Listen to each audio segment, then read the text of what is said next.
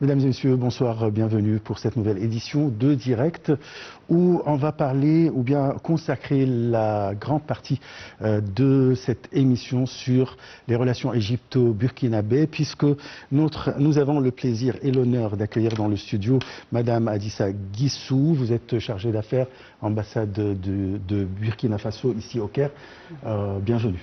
Merci, Monsieur Achard. Et merci d'avoir accepté notre invitation sur nos écrans. Avec plaisir.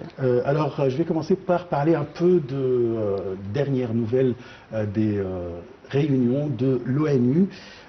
Et puis, on va parler profondément des relations égypto-burkinabé. Au nom du président Abdel Fattah el-Sisi, le Premier ministre Mostafa Madbouli préside la délégation égyptienne participant à la conférence internationale sur le règlement pacifique de la question palestinienne et la mise en œuvre de la solution à deux États. Madbouli a représenté aussi le président à l'ouverture des travaux de la 80e session de haut niveau de l'Assemblée générale des Nations unies.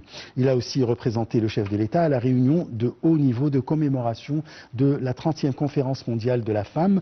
Le chef du gouvernement prononce une allocution lors de la conférence internationale sur le règlement pacifique de la question palestinienne et la mise en œuvre de la solution à deux États.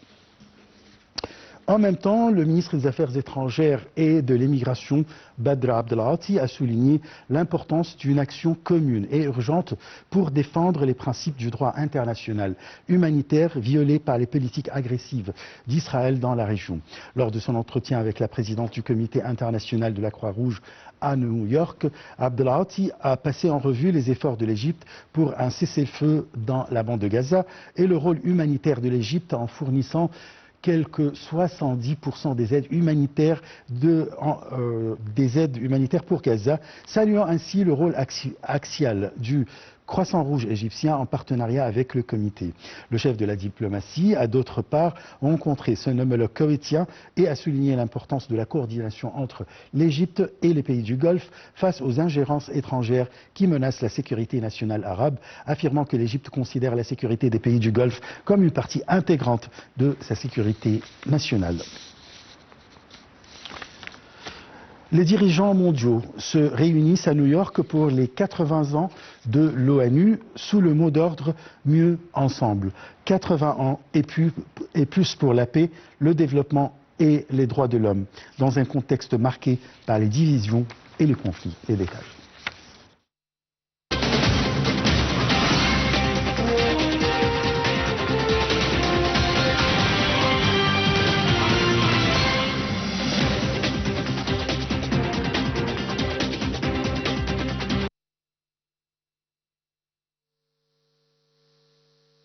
La République du Burkina Faso a une superficie d'environ 274 200 km². Sa capitale est Ouagadougou.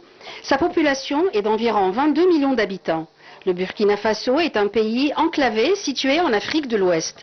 Il est entouré de 6 pays. Le Mali au nord, le Niger à l'est, le Bénin au sud-est, le Togo et le Ghana au sud et la Côte d'Ivoire au sud-ouest. Sur le plan politique, le pays est dirigé par une junte militaire suite à des coups d'État en 2022.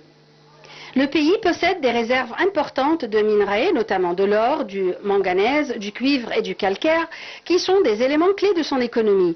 Le climat est principalement tropical avec 2 saisons, une saison sèche et une saison des pluies. Le Burkina Faso est une république dotée d'un système multipartite. La situation politique reste fragile, marquée par des tensions sécuritaires liées à la présence de groupes armés dans certaines régions. L'économie du Burkina Faso repose principalement sur l'agriculture, l'élevage et l'exploitation minière. La majorité de la population travaille dans le secteur agricole. Le pays possède une grande diversité culturelle avec plus de 60 groupes ethniques. Le pays est connu pour sa riche tradition musicale, ses danses et ses festivals, comme le festival panafricain du cinéma et de la télévision de Ouagadougou, qui est l'un des plus grands festivals de cinéma en Afrique. Le Burkina Faso est confronté à une insurrection terroriste qui a entraîné des milliers de morts et des millions de déplacés. Le pays a quitté la CEDEAO et l'Union africaine en 2024 et a renforcé ses liens avec la Russie.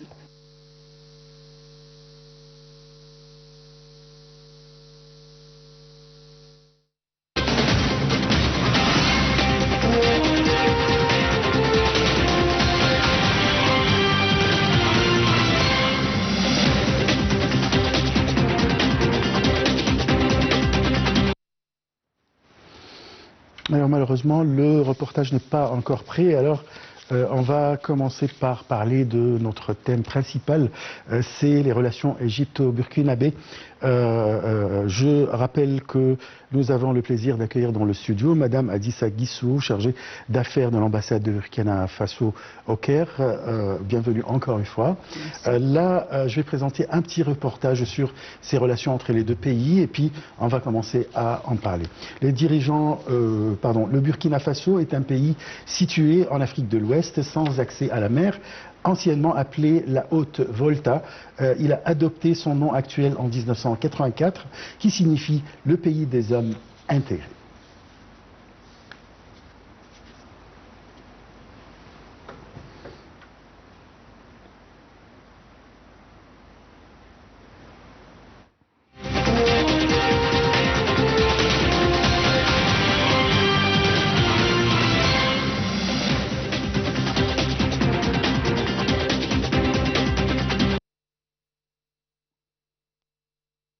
Les échanges récents entre l'Égypte et le Burkina Faso montrent une volonté commune de consolider l'amitié et la collaboration, particulièrement dans le contexte des défis sécuritaires en Afrique de l'Ouest.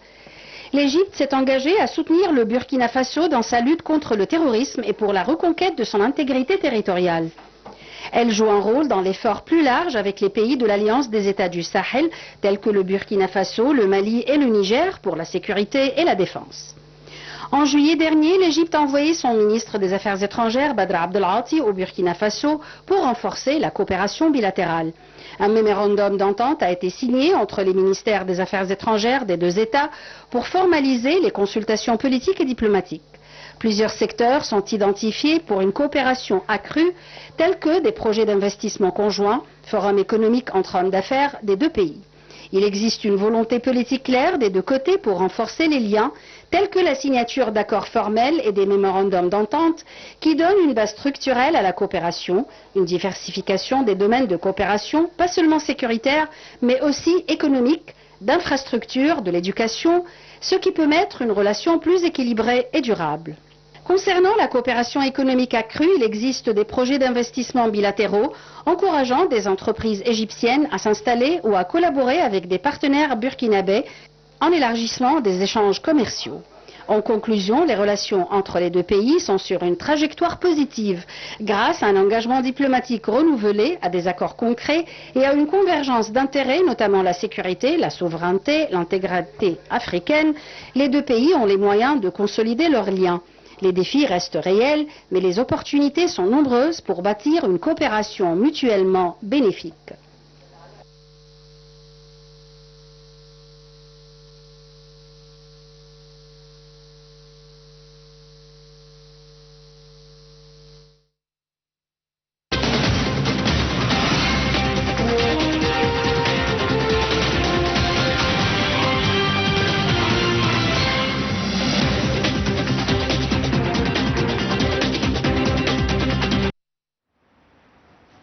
Madame Adissa Guissou, je rappelle que vous êtes chargée d'affaires, l'ambassade de Burkina Faso au Caire.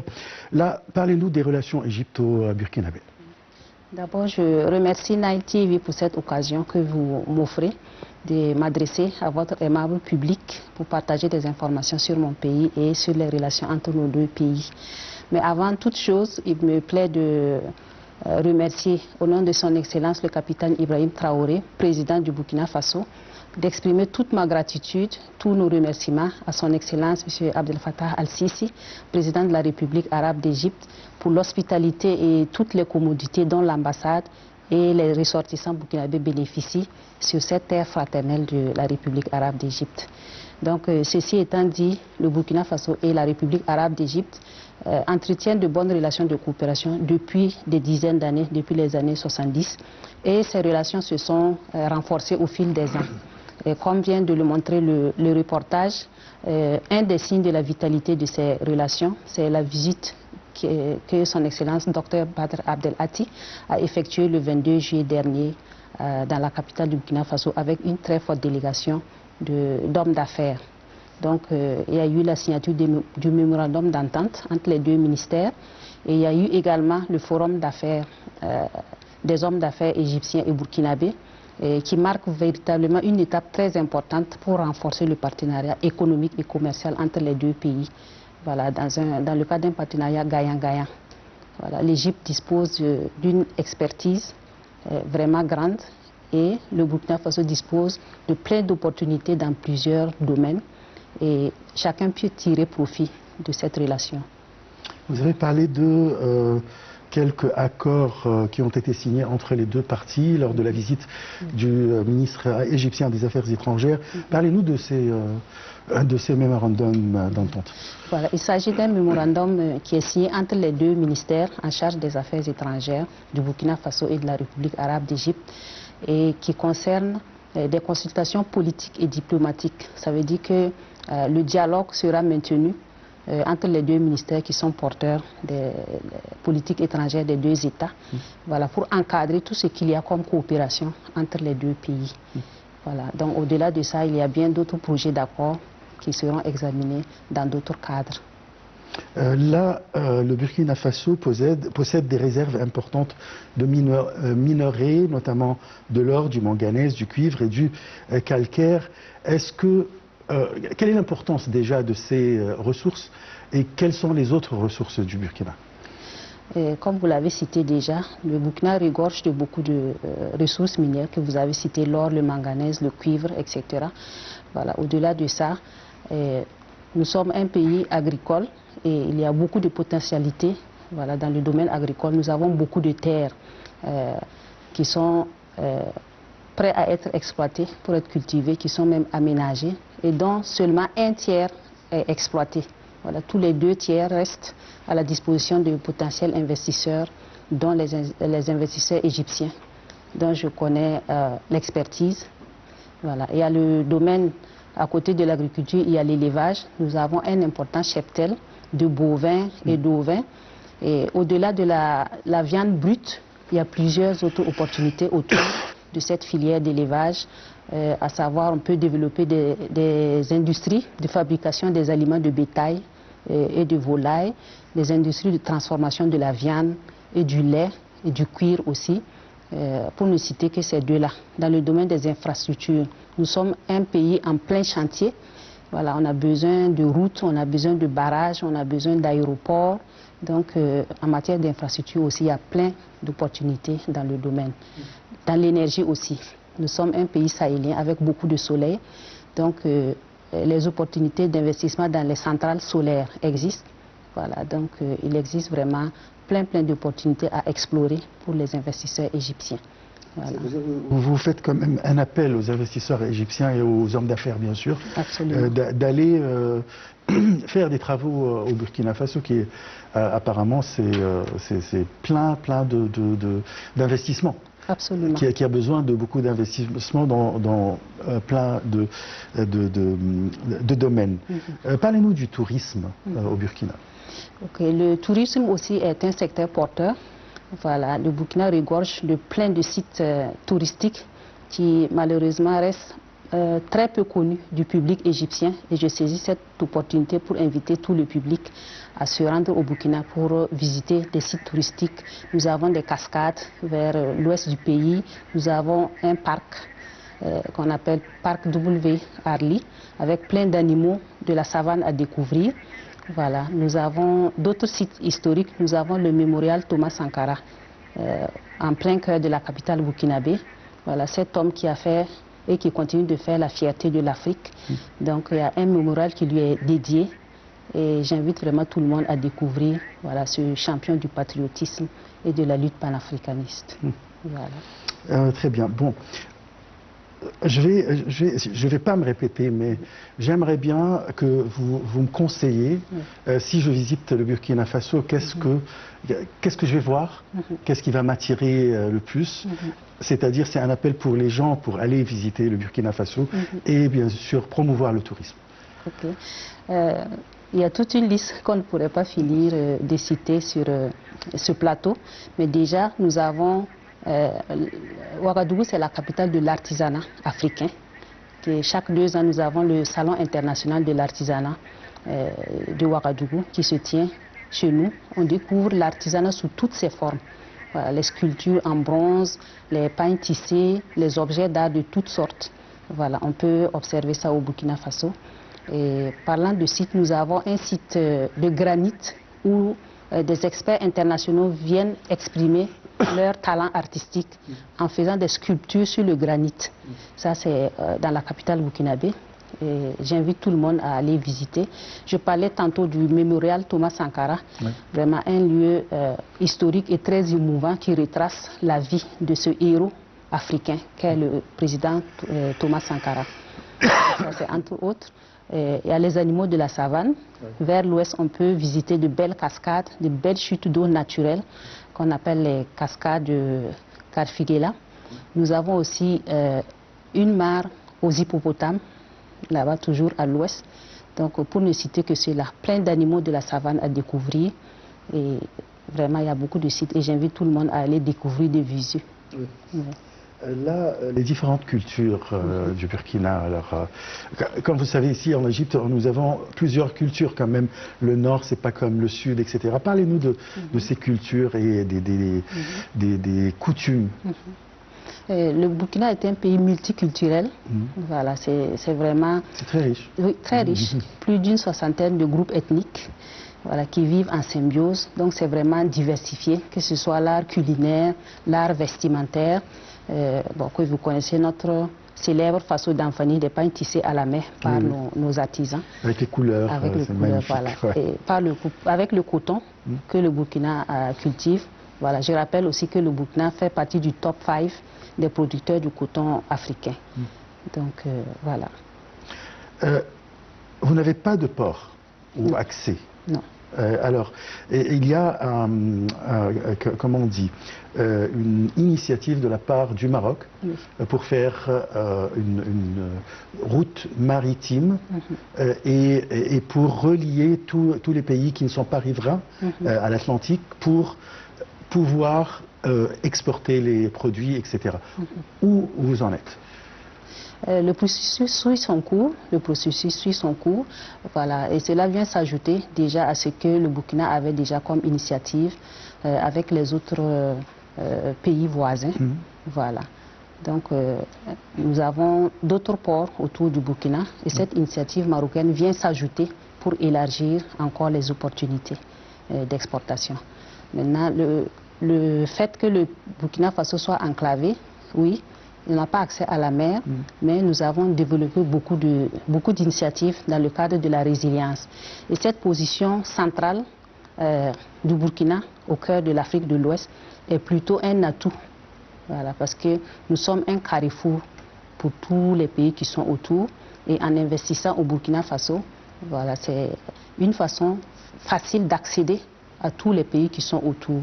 Voilà, je peux dire on est à par exemple 1 heure de vol d'avion à toutes les capitales ouest-africaines. Oui. Donc 7 pays si je ne me trompe pas. Voilà, et plus.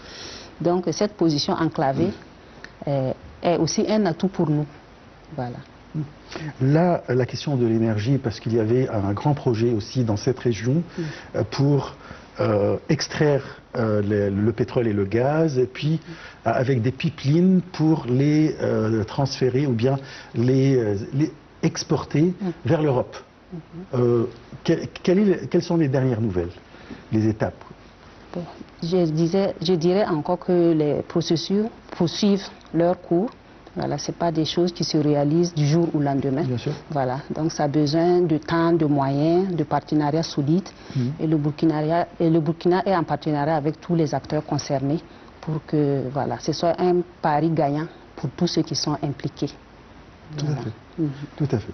Là, le Burkina Faso s'attend à un événement très important en mois d'octobre, tel le forum d'investissement du Burkina. Alors parlez-nous de ce forum et son importance. Ok, merci. Ce forum est un événement très important, comme vous le dites, qui est organisé par le ministère de l'Industrie, de l'Artisanat et du Commerce du Burkina Faso. Voilà, à travers l'agence burkinabé des investissements qui travaille en collaboration avec la Chambre de commerce du Burkina et l'agence de la promotion des exportations. Il est prévu les 9 et 10 octobre 2025, donc bientôt. Voilà. Et il est placé sous le très haut patronage de son Excellence, le capitaine Ibrahim Traoré, président du Faso. Donc c'est pour dire le niveau d'importance que le gouvernement a donné à cet événement. Voilà. Qu'est-ce que vous proposez? C'est-à-dire, vous avez invité des hommes d'affaires de partout dans le monde, si j'ai bien compris. Absolument. Qu'attendez-vous? Nous attendons une participation massive, Oui. et il y a plusieurs bonnes raisons pour les différents investisseurs du monde entier, et en particulier les Égyptiens, pour participer à ce forum. Parce que d'abord, ce forum va permettre d'accéder à des projets d'investissement dans les secteurs clés qu'on vient de citer, l'énergie, l'infrastructure, les mines, l'agriculture, les infrastructures et tout ça. Donc c'est une opportunité d'accéder à ces projets-là. Deuxièmement, les investisseurs vont pouvoir rencontrer les décideurs et les autres investisseurs majeurs du Burkina Faso. Ils pourront ensuite élargir leur réseau international et tisser des partenariats durables pour l'avenir. Et un des points aussi, c'est la rencontre de haut niveau entre le chef de l'État et les investisseurs qui seront présents. Voilà. C'est un cadre exclusif qui va permettre au gouvernement burkinabé d'exposer les priorités de développement du Burkina Faso, de dire les attentes du gouvernement burkinabé vis-à-vis des investisseurs, mais également permettre aux investisseurs de dire leurs attentes vis-à-vis du gouvernement burkinabé. Oui. Il sera exposé tout ce qui est entrepris comme mesure pour faciliter, pour accompagner tous les investisseurs qui souhaitent investir au pays des hommes intègres. Quelles sont vos priorités vis-à-vis d'investissement, en matière d'investissement? Comme je l'ai dit, il y a les secteurs clés qui ont déjà été définis. Et lors de ce forum, on va même proposer la liste des projets qui sont déjà matures. Voilà, les projets prioritaires que le Burkina Faso a déjà mené, même des études de faisabilité qui sont disponibles et qui n'attendent vraiment que les financements. Donc c'est l'occasion pour les investisseurs de se présenter et de découvrir vraiment ces priorités du gouvernement dans l'agriculture, l'énergie, les infrastructures, les mines et tout ça. Il y a des projets prioritaires dans tous ces domaines porteurs pour le Burkina. Est-ce que le Burkina a un problème de désertification? Désertification, je disais... Avec le changement climatique, des problèmes de changement climatique en général. Oui, comme tous les pays du monde. Nous faisons surtout africains. Ouais, surtout africains, nous faisons face aussi aux défis climatiques. Et voilà, dans cette perspective et pour contrer ces défis-là, si vous suivez l'actualité, cette saison hivernale au Burkina Faso, la saison est en train de terminer, il pleut actuellement. Donc les autorités, ensemble avec la population, ont entrepris de reverdir le Burkina Faso. On a planté des millions et des millions d'arbres au Burkina Faso, dans toutes les régions. Voilà, pour aller dans cette lutte contre les défis. Bon, parce que ma question, ça concernait la COP. La COP, bon, on a accueilli ici la COP 27 et puis Dubaï, si je ne me trompe pas, c'était la COP 28. Qu'attend l'Afrique en général et le Burkina Faso en particulier de la COP? Est-ce que vraiment vous avez eu ce qu'il fallait, puisque, pour être clair, les pays développés ont pollué notre planète et ont causé le changement climatique, la désertification, et c'est nous, en tant qu'Africains, qui subissons. Alors, qu'attendez-vous de ces pays développés pour, comment dire, corriger leurs fautes? Disons que la question du climat est une question mondiale. Voilà. Aucun pays ne peut y remédier individuellement. Donc le Burkina, comme avec les autres pays africains, le Burkina s'inscrit dans le cadre de la position africaine par rapport à ces questions-là. L'Afrique doit être assistée parce qu'il fait le moins de dégâts et il subit.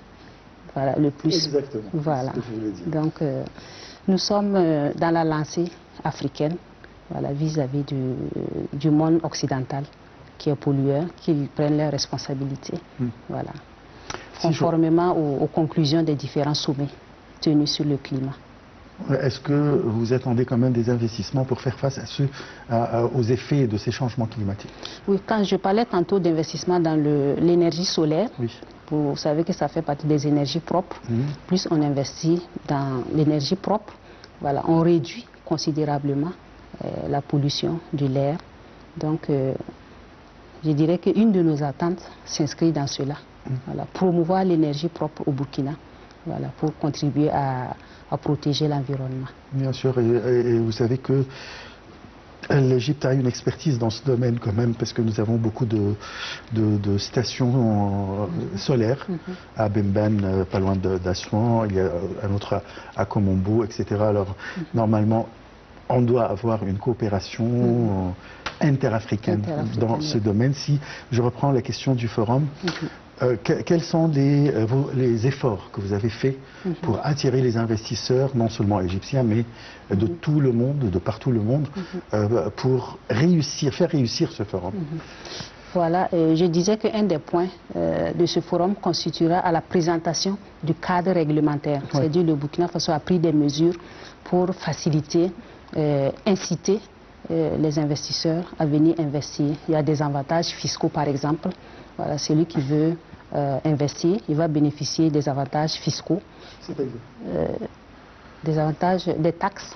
Voilà, des avantages sur certaines taxes pour faciliter leur investissement. Je voulais entendre le mot, c'est ça, c'est la raison pour laquelle.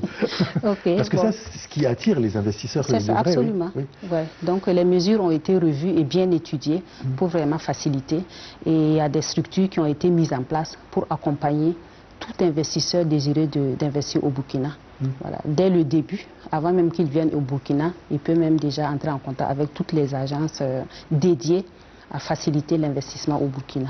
Donc ce forum constitue une opportunité de voir vraiment de près ces mesures-là. Les gens pourront aussi visiter des entreprises comme un business tour. Comme ça, ils vont mieux appréhender le potentiel économique du Burkina Faso. Voilà. Vous êtes numéro 1 de l'ambassade de Burkina Faso au Caire. Alors, comment vous avez invité les hommes d'affaires? Quels sont les atouts de ce forum pour les attirer, etc. Qu'est-ce que vous avez fait? Quelles sont les étapes? Expliquez-nous. Bon, déjà, nous avons des relations avec tout le peuple égyptien et en particulier les hommes d'affaires.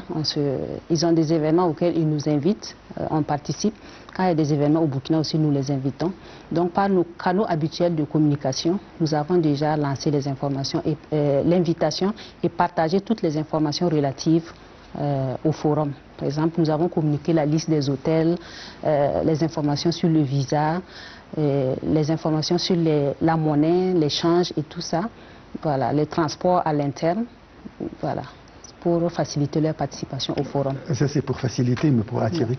Pour attirer, bien avant, on avait partagé avec eux déjà les informations sur le mot que vous voulez entendre, les faveurs qui sont accordées sur les taxes. Voilà, pour ceux qui veulent investir, nous avons déjà partagé ces informations avec eux. Est-ce que vous avez partagé une liste des projets dont le pays a besoin? Oui, nous avons déjà partagé une liste avec certains des hommes d'affaires, voilà. Mais la liste la plus actualisée sera présentée directement au forum. Vous avez des candidats ou bien des hommes d'affaires qui ont confirmé leur présence? Oui. Il y en a plein, je parle d'Égypte bien sûr. D'Égypte, oui. Et pour les autres pays? Pour les autres pays aussi, oui. Voilà, si on suit l'actualité et les contacts avec mes autres collègues du Burkina Faso dans les autres ambassades du Burkina dans les autres pays, voilà, ils ont également fait un travail de plaidoyer, d'invitation pour participer au forum.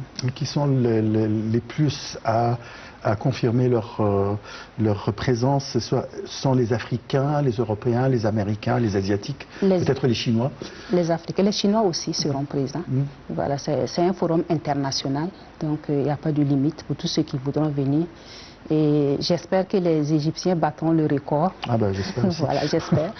Comme ça, qui sait, pour les prochaines années, Inch'Allah, j'espère que l'Égypte sera le pays invité d'honneur. Voilà, aux prochaines éditions du forum, Inch'Allah. On espère très bien et j'espère de tout mon cœur la réussite de ce forum. Merci. Et en s'attend parce que On a bien suivi qu'il y a un événement très important au Burkina Faso. Est-ce que vous avez une, comment dirais-je, une alliance avec quelques pays africains qui ont des frontières avec le Burkina Faso pour faciliter l'accès des hommes d'affaires ou bien les exportations des hommes d'affaires qui viennent investir chez vous au Burkina pour faciliter l'accès dans ces autres pays? Oui, il n'y a pas de... Je ne sais pas si la question a été claire ou pas. Pas vraiment, pas vraiment. C'est-à-dire, parfois, par exemple, l'Égypte a des accords avec les pays arabes au cas où, par exemple, la Chine investit en Égypte et veut exporter. Pour les pays arabes, il n'y aura pas de taxes. Alors ça encourage les Chinois pour venir. Est-ce que vous avez des accords pareils? Des accords écrits, pas encore, mais c'est en étude, en projet.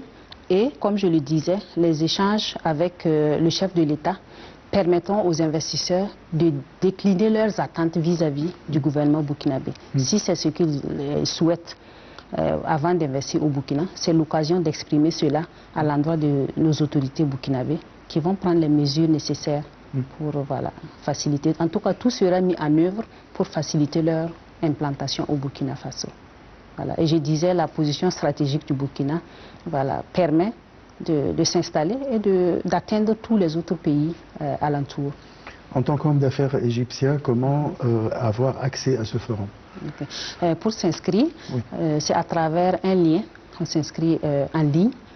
Ce lien est disponible sur la page Facebook de l'ambassade où toute personne qui désire connaître ce lien peut prendre attache à l'ambassade en tapant sur le net. Nous sommes à Mahadi. Je ne sais pas si notre adresse pourra être affichée, mais nous sommes disponibles à tout moment. C'est trop tard, malheureusement. Oui, mais par contre, c'est très clair que pour ceux qui désirent participer à ce forum, il faut contacter l'ambassade de Burkina Faso ici au Caire, à Mahadi, bien sûr le site internet, c'est-à-dire sur Facebook, etc. Et vous êtes présente, bien sûr, pour répondre à toutes les questions. Absolument. Et toutes les opportunités qui sont... Alors, je reprends les relations entre l'Égypte et le Burkina Faso. Je parle des relations des peuples. Déjà, est-ce qu'il y a une communauté égyptienne au Burkina Faso, une communauté importante, je veux dire? Oui, il y a bien des Égyptiens au Burkina. Ils ne sont pas encore très nombreux, mais ils sont bien présents et très actifs aussi. Voilà. Et qu'est-ce qu'ils font? Ils sont dans... Dans quel domaine normalement? Ils ont investi dans le domaine de l'énergie, par exemple, dans le domaine pharmaceutique, ils sont présents. Voilà. Oui, j'ai dit énergie, pharmacie, essentiellement. Si je pose la question de l'autre côté, c'est-à-dire la communauté burkinabé ici en Égypte. Elle est très importante, elle tourne autour de 2000 personnes, en majorité des étudiants. Il y a aussi des travailleurs, mais la majorité est constituée d'étudiants. À Al-Azhar al-Sharif. Ah oui, vous avez une communauté à Al-Azhar al-Sharif ici en Égypte et qui rentre après au Burkina Faso. Qui rentre après, oui. C'est très bien. À l'université? À l'université. Pas les écoles? Les écoles aussi. Les écoles aussi. Et ça rentre dans le cadre aussi de la coopération en matière de lutte contre la radicalisation. Voilà. C'est un des axes aussi de la coopération entre le Burkina Faso et l'Égypte. Alors vous savez que l'Azhar est champion dans la propagation d'un message modéré de l'islam. Et ça, c'est vraiment ce qu'il nous faut au Burkina actuellement. Et les relations dans ce sens sont vraiment solides et continuent de se renforcer pour promouvoir cette propagation de l'islam modéré. Voilà. Vous avez des problèmes de terrorisme au Burkina concernant des groupes terroristes ou bien des fanatiques, je veux dire? Oui, le problème d'insécurité de façon générale connaît beaucoup de causes, parmi lesquelles certains mal intentionnés, ils utilisent le côté religieux pour instrumentaliser, dévier certains de nos jeunes Voilà, en leur faisant croire que le terrorisme, c'est du djihad, voilà, de ce genre. Le rôle de l'Azhar, là. Le rôle de l'Azhar, c'est la propagation de l'islam, du message pacifique de l'islam. Donc, en formant les imams, par exemple, voilà, les imams burkinabés viennent se faire former ici. Et les étudiants aussi qui se font former ici se font le relais de ce message pacifique-là à l'endroit du Burkina Faso, pour que les jeunes burkinabés ne se laissent pas tromper par ces personnes mal intentionnées. Parce qu'on sait qu'en utilisant le message religieux, on gagne facilement les jeunes. Vous avez réussi à mettre fin ou bien à arrêter cette existence. Je ne veux pas dire ce phénomène, parce que ce n'est pas un phénomène au Burkina. Alors, est-ce que vous avez réussi? Oui, nous sommes en train de réussir, parce qu'il y a beaucoup... que nous avons beaucoup souffert de ça ici absolument. en Égypte. Alors... C'est justement pour ça que, en tout cas, nous louons les efforts de l'Égypte, voilà, qui a de fort belle manière réussi à éradiquer le problème. Et nous collaborons pour partager cette grande expérience. Et ça porte fruit, je peux dire que ça porte fruit, parce que c'est depuis un moment, l'Égypte a soutenu le Burkina. Nous ne manquons pas l'opportunité de remercier toujours son Excellence le président Abdel Fattah al-Sisi pour ce soutien fraternel. Et ça porte fruit parce que la situation s'améliore de jour en jour. Parlez-nous de Ouagadougou. Oui. C'est une capitale très connue, capitale dont on parle de très bonnes choses. Oui. Alors, vous êtes la meilleure à expliquer, oui. à nous dire qu'est-ce qu'il y a, c'est quoi Ouagadougou? À Ouagadougou, il y a beaucoup de... Je prononce bien le mot. Oui, Ouagadougou. Oui, Ouagadougou. Absolument. Une belle ville qui est d'abord très riche par la chaleur, l'amitié, l'hospitalité de sa population. C'est la première richesse. Et Ouagadougou, vous savez, c'est la capitale du cinéma africain, c'est la capitale de l'artisanat. Et vraiment, c'est une ville à visiter absolument. Voilà. Tous ceux qui ont visité Ouagadougou témoignent de la chaleur humaine et vraiment de la beauté culturelle. La beauté du peuple, la chaleur du peuple vous incite à revenir encore et encore. C'est comme tous les peuples africains, je crois. Oui. C'est-à-dire, bon, un avis personnel, quand je vais vers le nord, non, il n'y a pas cette chaleur humaine. Mais quand je vais vers le sud, il y a cette chaleur, ça existe. J'aimerais bien mettre l'accent, nous avons à peu près 4 minutes, l'accent sur les arts du Burkina. Les arts, je pense déjà à la rue du Bronze à Ouagadougou. Oui. La rue du Bronze, c'est une rue magnifique où vous pouvez observer les sculptures en bronze, des statuettes et plusieurs autres objets d'art. C'est vraiment c'est magnifique, il faut absolument voir dans les rues de Ouagadougou. Nous avons le village artisanal de Ouagadougou où on peut également admirer les œuvres d'art, les pagnes tissées dont je parlais, à base du coton burkinabé, les œuvres d'art, des tableaux, des bijoux, voilà, toutes sortes d'œuvres d'art on peut observer dans le village artisanal. Les artisanats ou l'artisanat africain, oui. Ça existe. Ça existe. Il y a quelque chose de particulier, je veux dire, chez vous. Oui. C'est quoi? Je parlais déjà des sculptures, oui. Je parlais des pagnes tissées, des bijoux. Mais sculptures qui donnent le symbole de quelque chose? Oui, beaucoup. Par exemple. C'est-à-dire, si on va en Côte d'Ivoire, par exemple, ou bien au Kenya, c'est l'éléphant qui est là. En Asie, il y a tellement de choses. Alors chez vous, au Burkina, qu'est-ce qui distingue? Chez nous, c'est la diversité, parce que c'est vraiment diversifié. On va trouver des statuettes de notre princesse Yenega, qui était une femme historique du Burkina Faso. Oui. On peut trouver des statuettes d'éléphants, des statuettes de la femme, des statuettes de baobab, qui symbolise la sagesse africaine. Voilà, des statuettes de tout genre, la carte de l'Afrique, et tout ça, des statuettes qui symbolisent la famille africaine, la femme africaine, voilà, travailleuse dans les travaux champêtres, mère de famille, voilà, socle de la famille. On a vraiment différentes valeurs de la culture qui sont représentées à travers nos sculptures. C'est vraiment magnifique. C'est convivial? Oui. C'est très convivial. Très convivial. Je l'ai senti dans les yeux Oui. quand vous avez dit oui. Alors, vous avez des musées?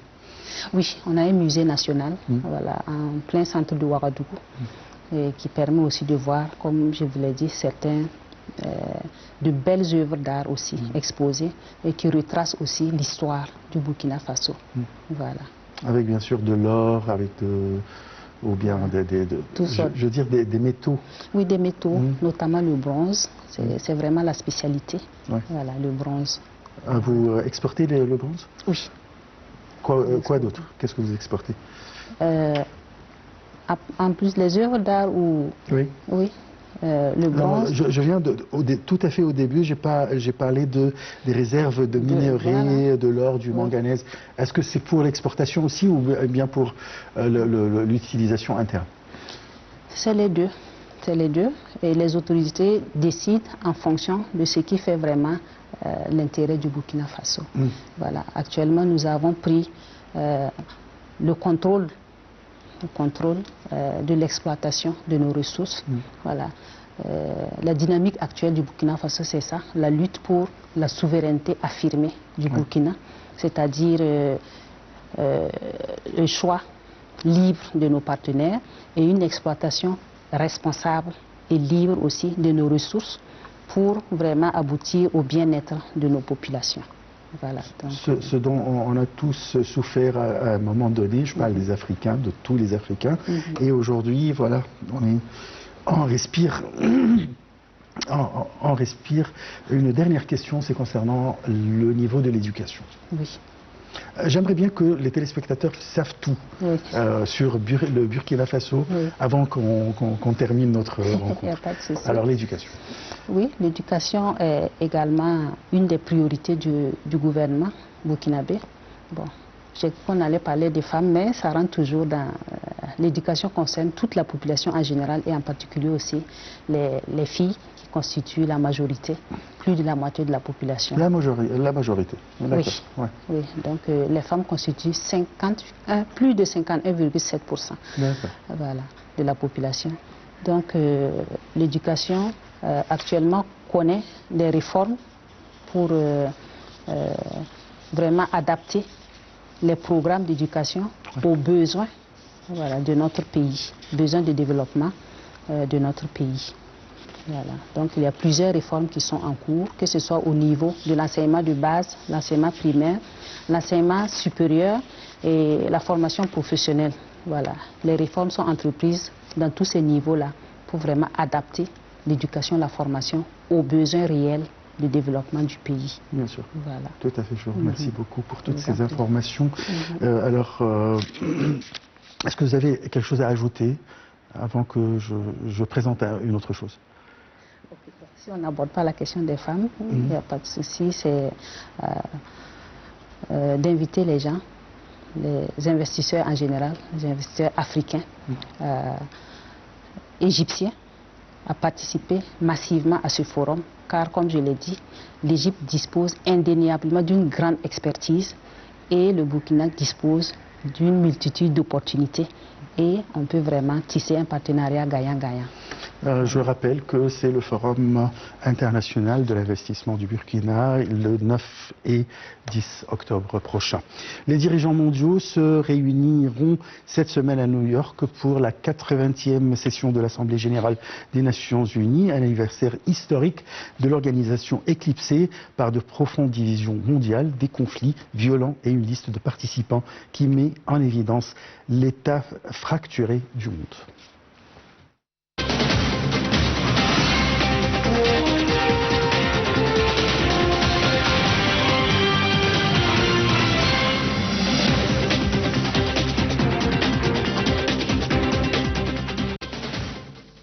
Les dirigeants mondiaux se réuniront cette semaine à New York pour la 80e session de l'Assemblée générale des Nations unies, un anniversaire historique de l'organisation éclipsée par de profondes divisions mondiales, des conflits violents et une liste de participants qui met en évidence l'état fracturé du monde. Au cours de cette semaine de haut niveau qui débute lundi, les chefs d'État et de gouvernement abordent un programme chargé de sommets sur le climat, le développement et l'intelligence artificielle qui culmine avec le grand débat général au cours duquel ils s'adresseront au monde entier du 23 au 29 septembre. Annalena Baerbock, ancienne ministre allemande des Affaires étrangères, élue présidente de la 80e session, a défini la mission de cette réunion comme un appel à l'action. Préserver ce que l'ONU a accompli depuis 1945, renouveler notre Organisation des Nations Unies, faire en sorte que l'ONU soit prête pour l'avenir, prête à remplir sa mission, a déclaré Baerbock à propos de cette réunion. C'est la tâche de notre époque, mieux ensemble, a-t-elle ajouté. Le thème de la session est mieux ensemble, 80 ans et plus pour la paix, le développement et les droits de l'homme, une devise qui contraste fortement avec le paysage géopolitique actuel. La liste des participants et des absents en dit long sur le climat international actuel. L'un des événements les plus marquants est la venue à New York du président syrien Ahmed al-Shara pour s'adresser à l'Assemblée, une première pour un chef d'État syrien depuis 1967. Sa présence témoigne d'un changement radical dans la position internationale du pays après la chute du régime du parti Baas en décembre dernier. La participation des dirigeants des zones de conflit les plus instables au monde est également confirmée. Le président ukrainien Volodymyr Zelensky sera à New York pour le débat et une série de réunions bilatérales. Le Premier ministre israélien Benjamin Netanyahu doit également prendre la parole alors que son pays mène une guerre génocidaire à Gaza et que la communauté internationale reconnaît de plus en plus l'État palestinien. Le président iranien Masoud Pezeshkian sera présent alors que Téhéran vient d'annoncer qu'il suspendait sa coopération avec l'Agence internationale de l'énergie atomique, l'AIEA, à la suite d'un vote du Conseil de sécurité de l'ONU sur des sanctions. L'émir du Qatar, Sheikh Tamim Ben Hamad Al Thani, sera également présent après l'attaque israélienne contre la capitale de son pays. Cependant, plusieurs grandes puissances envoient des délégations de moindre importance. Le président russe ne participe pas à l'événement cette année encore et c'est le ministre des Affaires étrangères Sergei Lavrov qui va diriger la délégation de Moscou. La Chine sera représentée par le Premier ministre Li Qiang et non par le président Xi Jinping. De même, le Premier ministre indien Narendra Modi ne sera pas présent et a chargé le ministre des Affaires étrangères de s'exprimer au nom du pays. Les complexités diplomatiques sont encore soulignées par la situation du président palestinien Mahmoud Abbas qui s'est vu refuser un visa américain. À la suite d'un vote de 145 voix contre 5 à l'Assemblée générale, il sera autorisé à s'adresser à l'Assemblée par vidéo. Par ailleurs, le siège de l'Afghanistan reste occupé par l'envoyé du gouvernement en place avant 2021, ce qui signifie que les talibans n'auront aucune présence officielle. En tant que pays hôte, les relations bilatérales des États-Unis sont également un facteur déterminant dans le niveau de participation de la réunion. Le Venezuela, dont les relations avec Washington sont tendues, sera représenté par son ministre des Affaires étrangères. Quant à la Corée du Nord, elle envoie, comme d'habitude, un représentant de niveau intermédiaire à la réunion. Le débat général qui se tient dans la vaste salle de l'Assemblée reste le moment fort de la semaine. Il offre aux dirigeants une tribune unique pour défendre leur politique et façonner le discours international.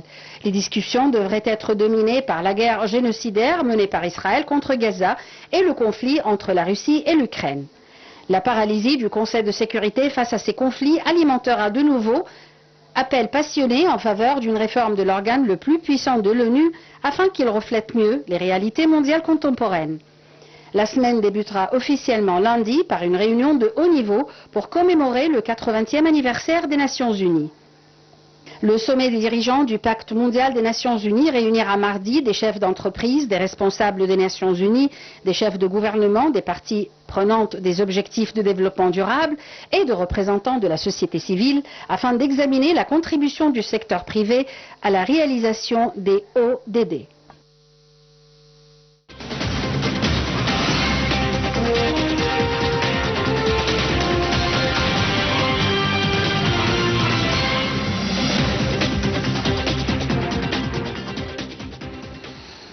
Madame Adissa Guissou, je rappelle que vous êtes chargée d'affaires, ambassade de Burkina Faso au Caire. Nous avons une dernière question et nous avons 2 minutes. Okay. Alors, concernant la situation de la femme burkinabé. Je dois dire que la femme occupe une place très importante dans la société burkinabé. Comme je le disais, elle constitue plus de la moitié de la population burkinabé. Et on ne peut pas faire le développement d'un pays sans prendre en compte plus de sa moitié. Donc les autorités du Burkina Faso œuvrent inlassablement pour promouvoir un développement équitable entre les hommes et les femmes. Donc il y a des mesures qui ont été adoptées pour promouvoir la femme burkinabé à travers des documents tels que la stratégie nationale genre, la stratégie de promotion de l'entrepreneuriat féminin, la stratégie de promotion de la jeune fille. Voilà. Et toutes ces mesures ont contribué à faire de la femme une véritable actrice de développement du Burkina Faso. La preuve, c'est vous. Voilà. Oui, on trouve Parce que la femme l'éducation, toutes les filles sont éduquées, c'est-à-dire c'est obligatoire pour les filles.